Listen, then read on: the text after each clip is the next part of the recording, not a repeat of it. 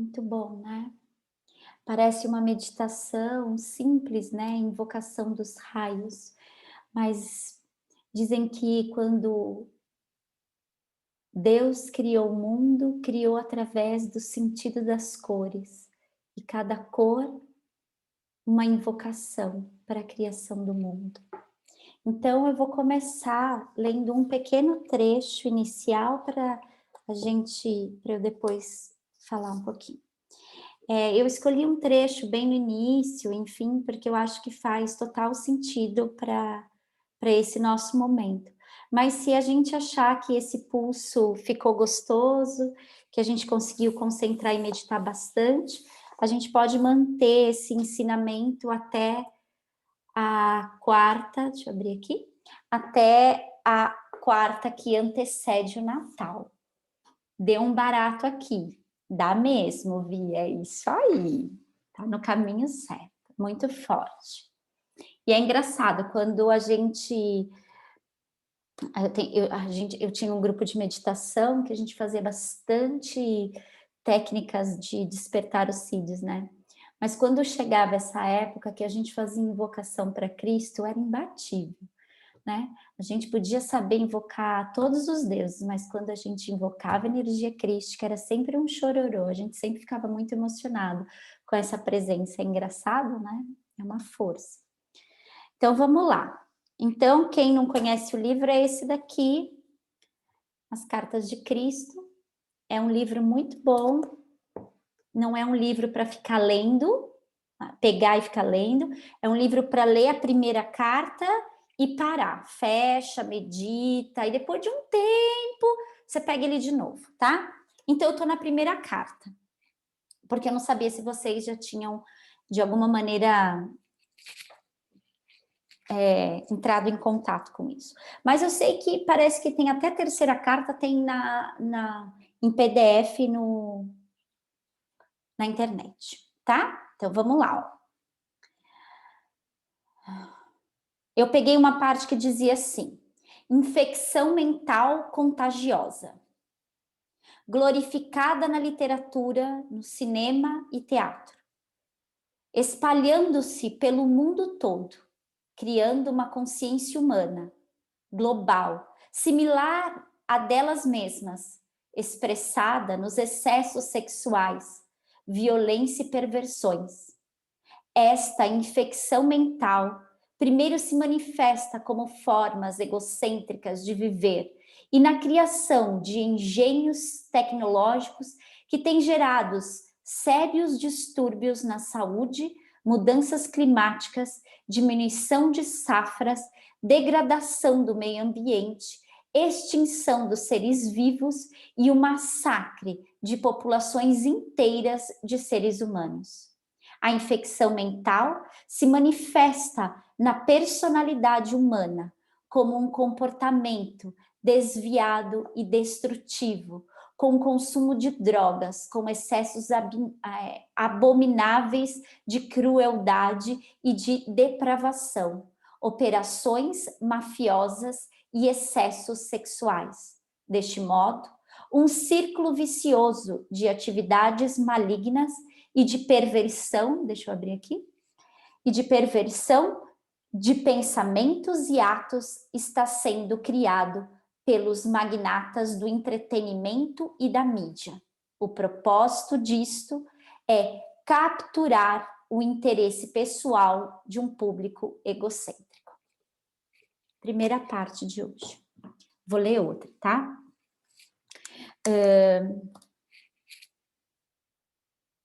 Deixa eu ver como que eu vou... E se alguém achar que precisa compartilhar, por favor, abre o áudio, né? Eu estava conversando com o marido da médica da Lari. Boa noite, amor. O seu Osvaldo. O seu Osvaldo é uma pessoa que todo mundo deveria conhecer. Ele e a doutora Vilma. A Vivi deu um sorrisinho, porque eu apresentei para eles, para a Vivi, e a Vivi também amou. E eu acho que tem algumas pessoas no mundo que têm trabalham um certo espaço de consciência, né? E aí a gente estava falando assim, né? Que a gente tem que orar muito pelos nossos corpos, né? Porque orar muito pelas nossas células, ele estava falando, a gente precisa aumentar a nossa frequência para a gente dar conta das nossas células, porque o nosso corpo, ele está entrando numa frequência obrigatória que nós não esperávamos. E quando ele fala da frequência obrigatória, ele não está falando que ele é contra a vacina, tá? Então, eu já vou falar isso para depois falar o que ele falou. Ele não está falando que ele é contra a vacina, mas ele fala assim: existe um impulso que fez com que levássemos toda a humanidade a esse lugar. E essa frequência celular, se você não tomar cuidado, você vai deixar um corpo, ele usou uma palavra, mas como esmorecer, o teu corpo vai esmorecer.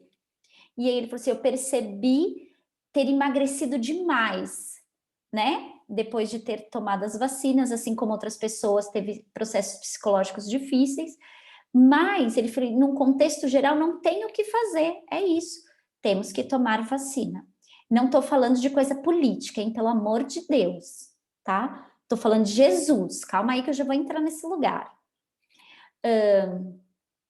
E eu acho que a gente vive um tempo onde o nosso corpo é muito confrontado o tempo todo para que mudemos a forma sacralizada que o nosso corpo físico é. Hoje na aula de yoga eu estava comentando, uma aluna fez assim, nossa Luciana, você falou da internet, sabe que eu comecei a perceber que teve uns dias que a internet da minha casa não estava funcionando direito e tal. E eu falei assim para ela, é interessante, né? Vocês já perceberam que quando a energia da casa não tá boa, não quebra algum eletrodoméstico? Só perceber, eletrodoméstico quebrou, a energia da casa não tá boa. Quebrou máquina de lavar. Pode apostar. Sabe assim? Quebrou micro-ondas. Então, assim, quando a energia da casa não tá boa, os eletrodomésticos, eles sentem esse campo. Agora, você imagina que todo o nosso planeta está sendo influenciado pelas vibrações da própria internet. O que isso? Vocês já pararam para pensar sobre isso? O que essas vibrações fazem com o nosso cérebro? O que o celular faz com o nosso cérebro? O que ficar trabalhando na frente do computador faz com o nosso cérebro? E com todo o nosso sistema sutil? Se um celular tem a capacidade de mudar a frequência cardíaca, o que um celular e um computador faz com o sistema sutil do corpo? E aí, olha que interessante. A gente chega no momento da pandemia que nós estávamos necessitados de acolhimento e silêncio. Então, todo mundo voltou para casa. O que as grandes empresas começaram a entender? Que funcionário em casa é melhor do que na empresa. Por quê? Porque ele consegue ver quanto tempo você está com esse computador ativo, então ele te monitora, né? Ele vai monitorar, e você vai trabalhar muito mais, porque você está 24 horas com trabalho dentro de casa. Então, você acha que eles vão mandar, que eles vão querer as pessoas de volta? Não. Só que quanto mais você não sociabiliza, o que acontece quando você não tem sociabilização? Você vira anulação. Eu anulo as minhas vontades, os meus quereres, os meus prazeres e só vivo para o trabalho. Mas é lógico, eu também entendo que quem é mãe, que tem a possibilidade de trabalhar em casa e ver os filhos entrar, sair da escola, almoçar junto, foi um baita ganho. Mas a gente não pode achar que a vida é isso, porque a vida se faz pela interação dos corpos. Se os meus corpos não se cruzam com outros corpos, o que vai ser da minha vida? Eu vou viver uma vida de isolamento? O ser humano, ele não foi feito para viver sozinho. Nem os monges, porque você já viu um monge vivendo sozinho, isolado por muito tempo? Eles vivem em comunidade. Escuta a monja Cohen falar, os monges vivendo em comunidade. Ela fala, é o caos. Um briga porque o outro tá varrendo, quem queria varrer era eu. Tipo, o ego é lá em cima. Mas que delícia! Porque é isso que faz a relação da gente crescer, é isso que faz a gente evoluir. Então, esse trecho, ele é muito importante para a gente prestar atenção, para gente, e é isso que o Oswaldo fala, quando você se distrai, o mundo diz para você para onde você tem que ir. O telefone te distrai, o Netflix te distrai, muita coisa te distrai.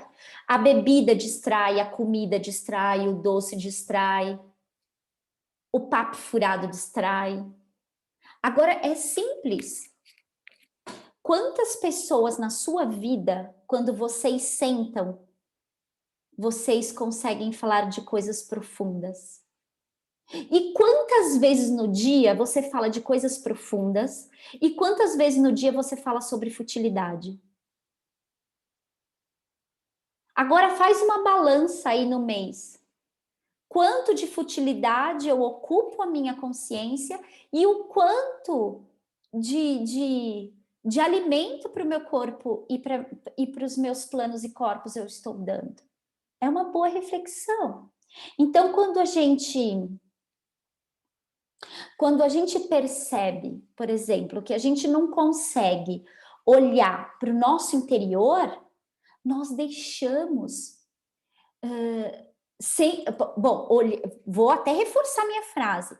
Quando a gente não consegue olhar para o interior, a gente vai deixar com que todas essas coisas do externo, essas imagens, essas informações sutis, elas vão nos manipulando. Entendem isso? Vocês precisam entender quais foram as manipulações que vocês entraram e tomaram isso como verdade. E quando a gente sente que isso é arrasador, porque nos afasta desse amor em nós, desse amor que Jesus fala. Então, o conhecimento da vida, ela chega com muita prática de escuta no silêncio e não escutar o caos. Então, a gente precisa prestar atenção nessa manipulação constante de mensagens que surgem e que muitas vezes tomamos como verdade. É como um cego guiando outro cego. Uma boa dica aqui é começar a observar os seus impulsos primais. Vocês identificam quais são os meus impulsos primais? Impulsos que te colocam na estagnação e na miséria, que te coloca nos vícios, que coloca você em falar do outro, que coloca em você em comer errado. Enfim, todos nós temos um pouco de Pedro. Pedro se dizia que ele era mais ignorante. Mas eu digo um pouco de Pedro, aquele que negou 3 vezes Jesus. A gente tem um pouco de Pedro. A gente nega a nossa própria consciência todos os dias. A gente fica preso a coisas que são transitórias, que são passageiras. A gente não se apega àquilo que não vai embora. Então, todos nós temos um pouco de Pedro. Todos nós temos um pouco de Judas. É aquele que na frente beija, mas por trás critica. E quantas vezes a gente faz isso com a gente mesmo? Mas também a gente tem um pouco de Maria Madalena, sabe? Que é aquela que não perde a fé. É aquela que consegue doar inteiramente aos estados de consciência maior. A pergunta é: qual você vai ativar? O que você vai querer ativar quando você acorda? Aquilo que nutrimos na mente cria força na matéria. Aquilo que você nutre na mente cria força na matéria. Pergunta: o que você está nutrindo? Né? Eu fico nutrindo mais o caos? Ou eu tenho esperança de um mundo bom e melhor? Ou eu creio nesse novo mundo que já é agora, aqui, nesse momento? Esse mundo melhor não está nos céus, esse mundo melhor está no nosso coração, e esse mundo melhor é agora. Então eu vou para a página 32.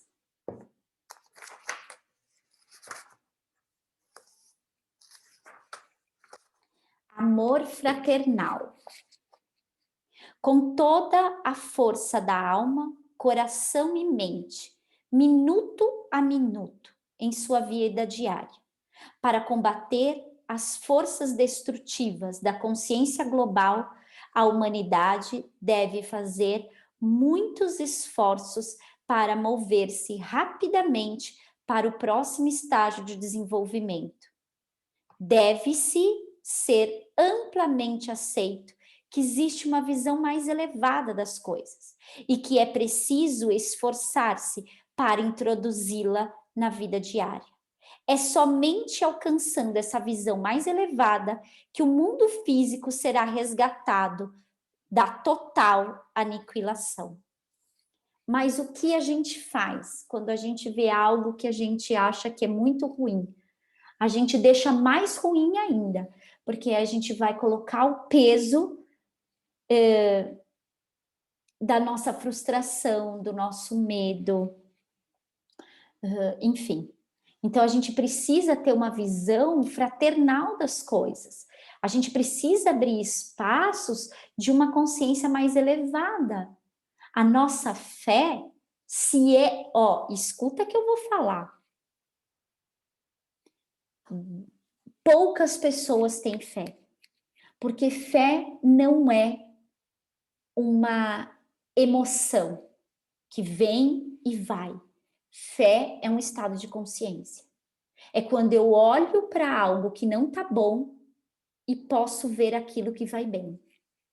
É quando a gente olha para o indivíduo que vai mal, mas consegue elevar aquilo que vai bem nele.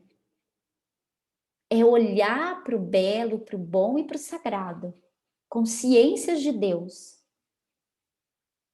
Ficamos, assim, muitas vezes, incansavelmente tentando mudar o mundo e gritando constantemente por uma paz.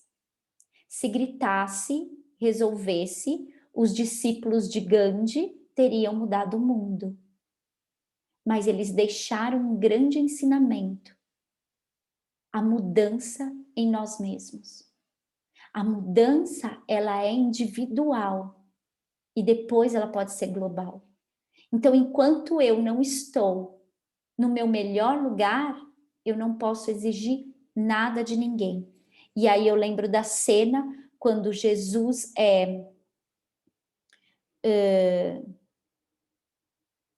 junto com os fariseus, colocam Jesus num grande interrogatório e alguém diz para ele: não vai dizer então que, estou falando com as minhas palavras, né? Não vai dizer então que você também acha que Judas é um bom, foi ele que trouxe você aqui. E ele diz assim: Judas foi um homem que sofreu muito e eu o perdoo quantas vezes ele precisar. Então, aonde está essa bondade em nós? a bondade do perdão, do amor fraternal. Só podemos falar daquilo que nos transformou. A gente tem que ser o exemplo de uma boa vida, de uma vida de perseverança, de amor. Deixa eu abrir aqui. Nós temos que ser esse exemplo. Nós só podemos ser exemplo se praticamos esse exemplo. A gente fala de Deus, mas a gente não sente Deus. E isso é muito perigoso. A maioria daqueles que falam em Deus e estão presos nos seus templos, a maioria não sente Deus. E aí cria um Deus que culpa, que julga, com todo respeito à Igreja Católica. Jesus, o maior ensinamento dele era desmistificar a crença que dizia que Deus estava vendo os pecadores. Qual foi a maior missão de Jesus? Que Jesus ama todos os filhos. E a igreja continua colocando Deus apontando para cada um de nós. Jesus viu no deserto a realidade do amor. Ele não foi açoitado pelo demônio. Ele meditava. Deixa essa realidade de amor tomar conta de tudo na tua vida e mover você, porque quando a gente coloca isso em primeiro lugar, a vida move para abundância e para felicidade, reforçando o nosso estado e colocando a gente no lugar de mais um passo nessa realidade do amor. Porque quando eu estou na realidade do amor não tem miséria, e não tem miséria em nenhum lugar, em nenhuma área da nossa vida. Olha que interessante, sabe? Às vezes, a gente acaba implorando por uma mudança, né? Eu quero muito uma mudança. E aí essa mudança acontece. Quando essa mudança acontece, a gente não desfruta da felicidade. Porque a gente está querendo mais uma coisa. É igual criança não educada. Ela entra numa loja de brinquedo e a mãe diz um só. E ela escolhe um. Quando ela tá com aquele na mão, ela diz, mas eu quero aquele também. E a mãe diz, não, é um só. E aí ela faz escândalo. E a mãe vai lá e dá o outro também. O que eu tô ensinando? O que eu tô ensinando para essa criança? Eu estou ensinando que ela não desfruta daquilo que ela tem nas mãos. Ela está sempre na necessidade de ter mais alguma coisa. Que indivíduo é esse? A realidade do amor não pode ser nutrida em solo estéril. Eu escrevi, acho que foi hoje que eu escrevi que o dinheiro que você ganha não é para você possuir coisas. Porque se você ainda acha que tudo que você ganha de nota e moeda é para você ter coisas, eu sinto muito. Você está nutrindo um solo estéril. Tudo que você ganha é para você ter a oportunidade de seguir o teu propósito. Isso é mais importante. E quando eu falo de propósito, eu não estou falando de uma coisa distante. A realidade do amor é um grande propósito. Então seja íntegro, sabe? Verdadeiro. Eu acho que integridade é um símbolo quase em extinção do ser humano. Ser íntegro hoje é para poucos, porque aqueles que estão lá em cima não são íntegros e têm o próprio exemplo. Dão exemplos. Então tá tudo bem furar fila, tá tudo bem pegar esse dinheiro da minha mãe, né? Da carteira dela. A consciência diz que tá tudo bem, a consciência coletiva. Roubar não é tão ruim assim. Ninguém sabe das minhas necessidades. Eu quero. Olha a criança mimada. Então, ser íntegro hoje é para poucos. Então, a gente precisa aprender a pensar por nós mesmos. Olha que reflexão. Os judeus das sinagogas que mataram Jesus. Escuta com amor que eu vou dizer, tá? E eu só vou falar isso porque tem poucas pessoas e eu conheço todos vocês. Tá bom? Pensa num campo, né? Eu não tô dizendo todos, né? Pensa no campo da estrutura, na energia coletiva, né? Os judeus mataram, no fundo, eles mataram Jesus. E muitos hoje estão lá aprendendo e ouvindo o que eles têm para falar. Vamos para a Cabala. E eu não estou reclamando da Cabala, a Cabala é muito boa. Mas será que nós não temos ouvidos para ouvir o que Deus tem para dizer para mim? Quando a gente escuta alguma coisa, eu tenho que silenciar e perceber o que esse ensinamento está por trás dentro da minha própria consciência. Então, quando Jesus encontra, eu lembrei agora, quando Jesus está na caminhada com seus discípulos, uma das coisas que ele mais diz é: todos vocês precisam aprender a ler e a escrever. Mas a gente não precisa, a gente escuta você. Não, vocês têm que ler as escrituras e vocês têm que interpretá-las. Olha que lindo! Ele poderia dizer, não, só vocês escutarem o que eu estou dizendo, porque o que eu estou dizendo é a verdade absoluta. Percebe isso? Muito bom. Vou finalizar com mais uma parte para a gente meditar, que a meditação é bem bonita. Página 35.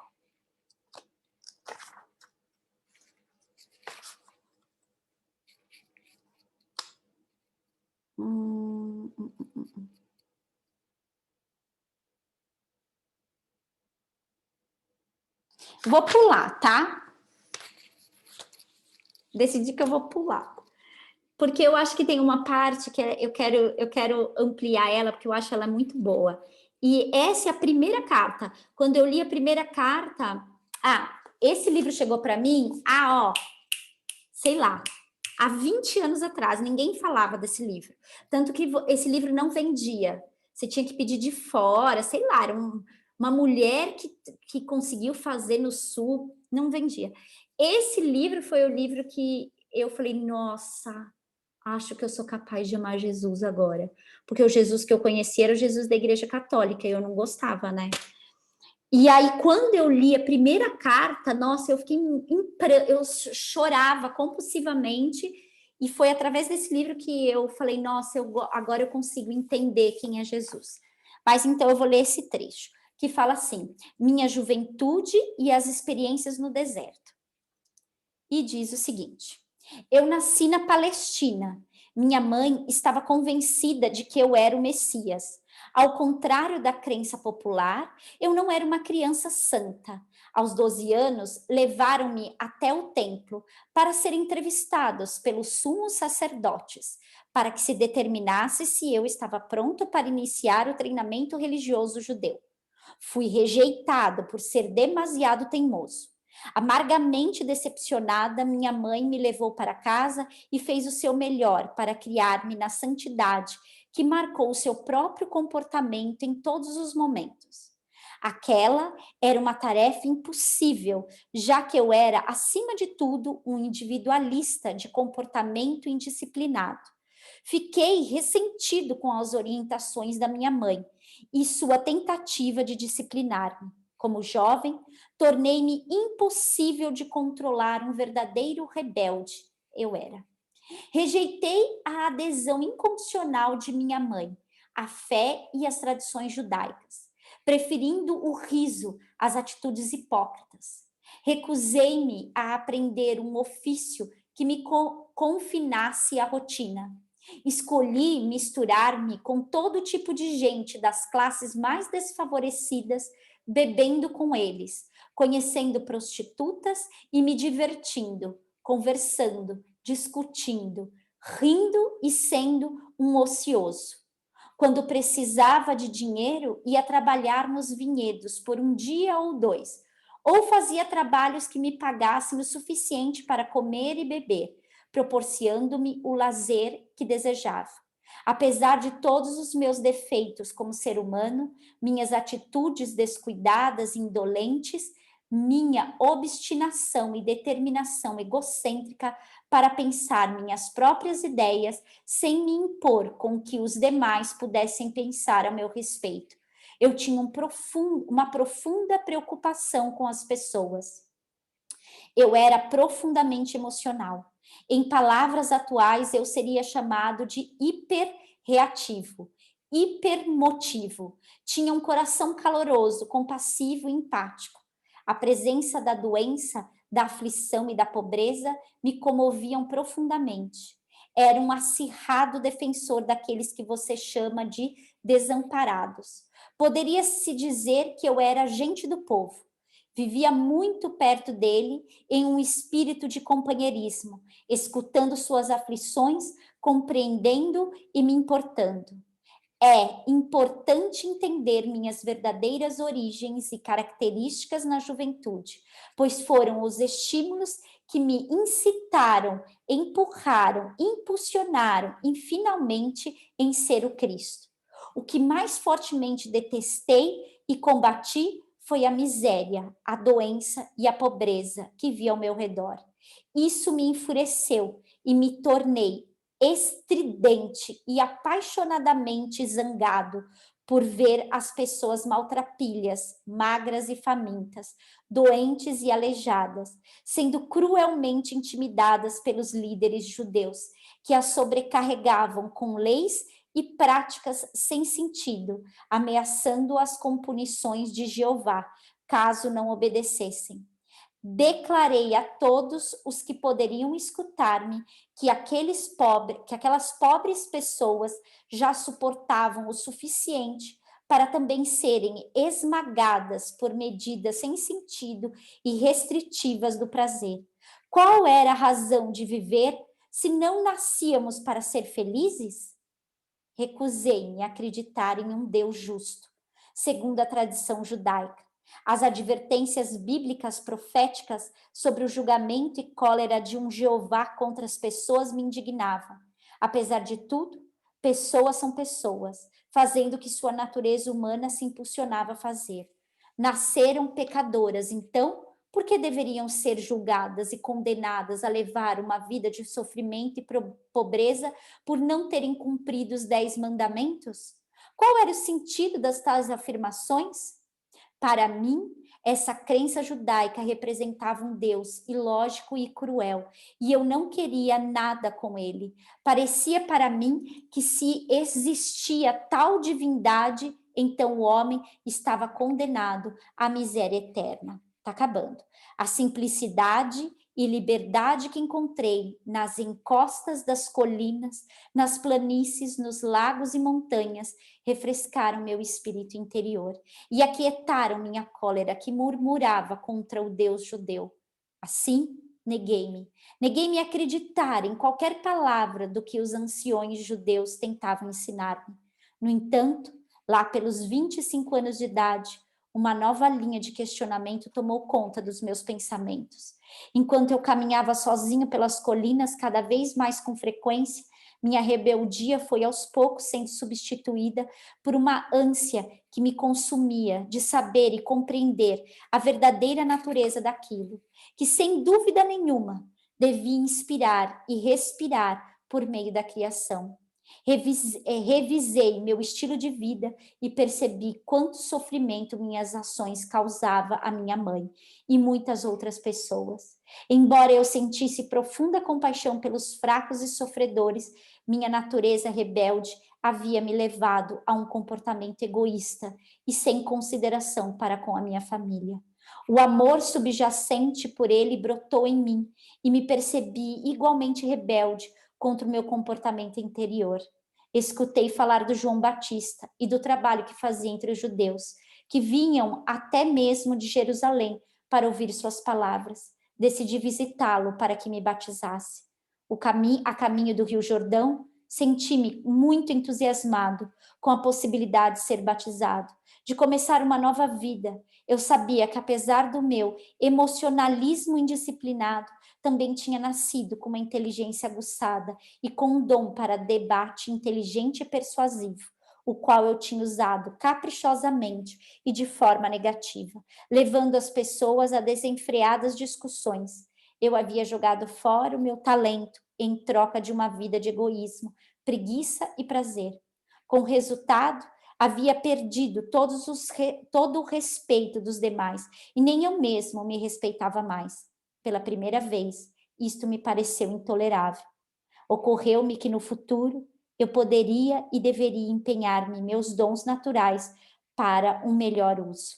Ao invés de apenas ficar fazendo barulho, talvez eu pudesse encontrar um caminho para aliviar a carga daqueles que eu tanto me compadecia. Até então, eu não havia sido útil para ninguém. É, às vezes, difícil escutar isso, né? Porque quando a gente tem uma crença sobre Jesus da igreja, é capaz da gente não conseguir ver que Jesus também era homem, né? E isso, para mim, é um profundo lugar de reconhecer a humanidade minha e a humanidade sua, né? Mas eu acho que o ponto importante que eu gostaria de ficar é que Jesus era parecido, como eu e como você. E uma coisa importante que ele tinha é que ele fazia muitas perguntas. E muitas vezes as nossas perguntas interiores foram substituídas por acúmulo de coisas ou destruídas. Essas perguntas que às vezes nos inquietam, são essas mesmas perguntas que nos impulsionam para uma vida de eternidade e luminosidade. Então, quais são os seus questionamentos adormecidos e imobilizados por uma vida pequena? O que você dizia ser quando você era criança? O que você dizia que você queria ser quando crescer? Que você deixou passar? Porque ganhar dinheiro era mais importante. Qual o relacionamento que você não nutriu e deixou ir porque o teu orgulho era maior? Qual é a alegria que deixou de se expressar nos lábios porque você achava que ser responsável era ser sério e duro? Qual é o seu questionamento? É uma boa pergunta para a gente fazer nessa noite, né? Vamos fechar os olhos. Alguém tem alguma coisa para falar antes de fechar os olhos? Caracas! Só isso que eu tenho para dizer. É bom, esse trecho é muito bom, né? Porque... Deixa só eu ver que livro que é, minha linda. Lógico. Eu achei que depois... Chama As Cartas de Cristo. Na verdade, é uma canalização, até hoje ninguém sabe exatamente quem é, sabe que é uma mulher, sabe mais ou menos a história dela, mas ninguém sabe o nome dela, né? Tem alguns rumores aí. Vamos meditar, então, vamos olhar para essas perguntas interiores, né? Ou deixar, né, essas perguntas interiores brotarem em nós. Então, os olhos fechados. Vai inspirando profundo e soltando o ar. À medida que você solta o ar, encontre esse teu caminho interior. Visualize, perceba e sinta que você está caminhando por uma estrada deserta. Que à medida que você dá um passo,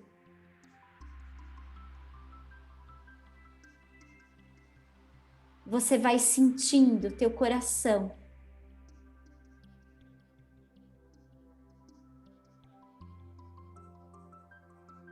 uma emoção e uma proximidade com aquelas perguntas fundamentais e importantes, com aquilo que é você. A cada novo passo, você vai deixando para trás as vestes antigas, as necessidades de suprir a carência de alguém, de ser algo que você não é. A cada novo passo, você se torna mais eterna e mais luminosa. A cada novo passo, você vai deixando para trás o orgulho, a vida pequena, e busca nesse instante ser inteira, completamente inteira. No final dessa estrada, já anoitecendo, você sai no lindo deserto.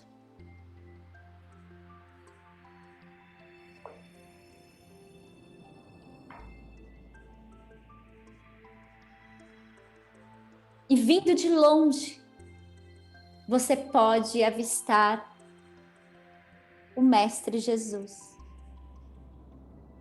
que vem se aproximando cada vez mais de você. E à medida que ele se aproxima de você, com um sorriso nos lábios, a própria presença traz de volta a tua verdadeira natureza, que é o poder criativo do crescimento, esse princípio da nossa própria existência.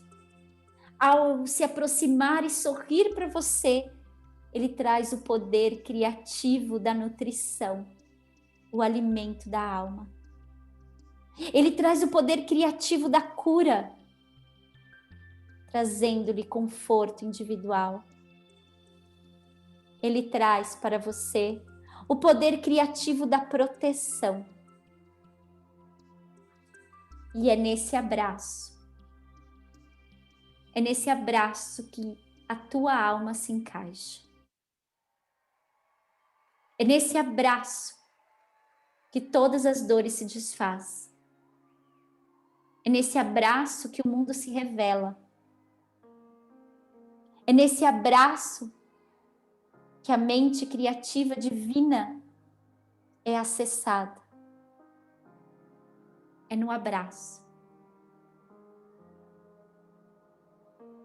que você se torna um.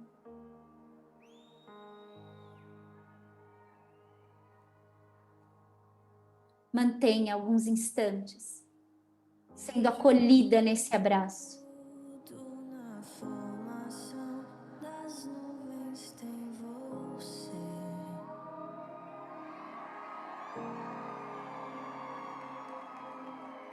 Ouço seu sussurro na brisa que vem do amanhecer.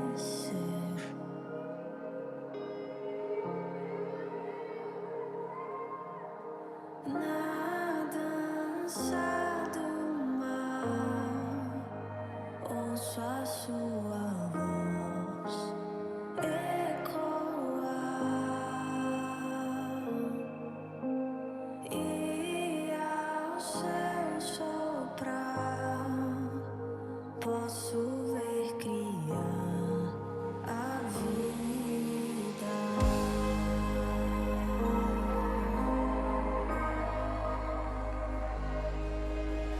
Eu te vejo em tudo, na formação das nuvens tem você.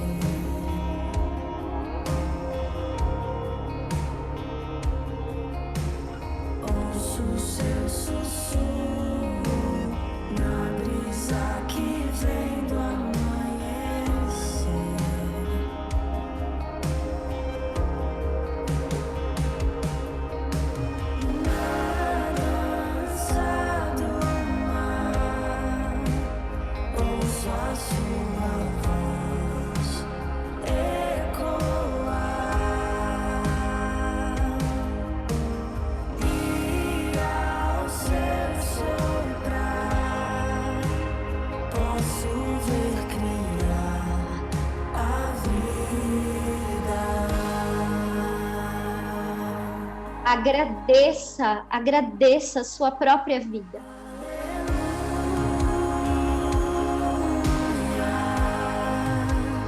Toda a criação a cantar, aleluia.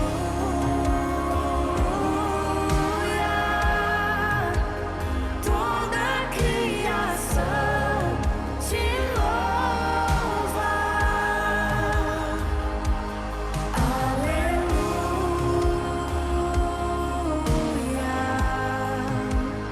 Toda a criação a cantar, aleluia.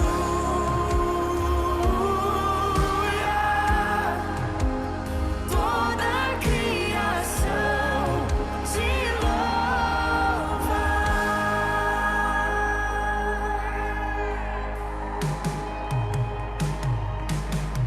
Tudo que eu vejo me faz lembrar você, do menor ao maior, me faz lembrar você. Tudo que eu sinto, o ar que eu respiro, só penso em você. Oh, aleluia.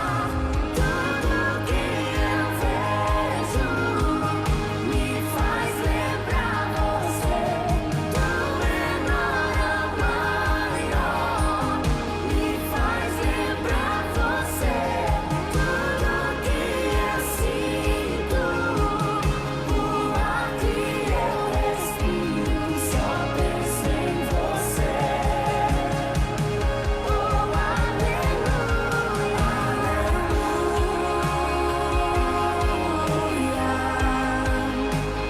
toda a criação a cantar, aleluia. Toda a criação te louva, toda a criação te louva, toda a criação te louva.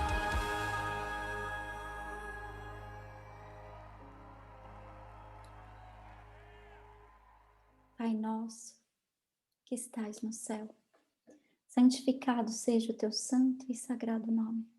Venha a nós o vosso reino e seja feita a tua vontade, assim na terra onde estamos, como ela é feita aí no céu onde somos. Perdoai, Pai, as nossas ofensas, as nossas faltas, as nossas falhas, as nossas dívidas, assim como também devemos perdoar aqueles que nos ofendem, que nos faltam, que nos devem. Não nos deixe cair em tentações, em ilusões e depressões, mas livrai-nos, Pai, de todo mal, pois teu o reino, o poder e a glória para todo sempre. Que assim seja. Namastê. Shalom. Muita paz. Paz, paz, paz. Todos bem?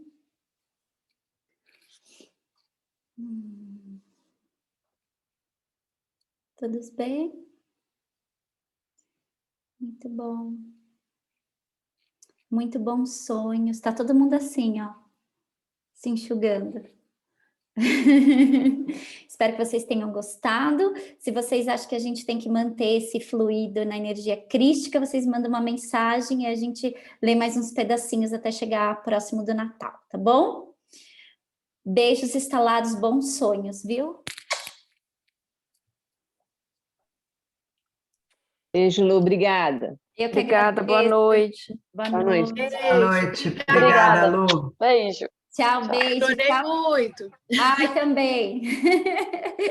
Beijo, obrigada. Beijo. Tchau. Beijo. Tchau, amor da minha vida. Tchau. Oi. Conta pra mim, você tá bem? Sim. E também que dia vai ser a outra aula? Menina, sabe o que eu acho? Eu acho que você podia combinar com a sua mãe da gente se encontrar e você vir na minha casa, porque olha, a gente põe máscara, mas eu quero te dar um agarro. Como é que vai ser isso? Eu quero te dar um beijo nessa bochecha gostosa e te dar um cheiro no cangote. Você tem gato? Eu tenho. Você gosta de gato? Eu tenho Não. gato. Não! Ai, não tem. Amiga, eu tenho um gato. Um gato, um cachorro e uma tartaruga. Quase um zoológico. Mas ela é muito boazinha. Ela não faz nada. Ela é um amorzinho. É que eu tenho medo de gato. Você tem? Ah, a Tira faz tirar esse medo de gato. Vamos fazer uma ressignificação aí. Muito pequena, mas é medo de gato. E Né? também eu tenho medo de cachorro. Meu Ah, Deus. não. Já virou trauma aí, hein? Vamos liberar esse trauma. Menos de tartaruga. Ai, ufa! Ufa! Manda um beijo, Linda. fala boa noite. Tchau. Tchau, meu amor. Linda. Tchau. Beijo, tchau. Boa noite. Boa noite. Tchau, amor.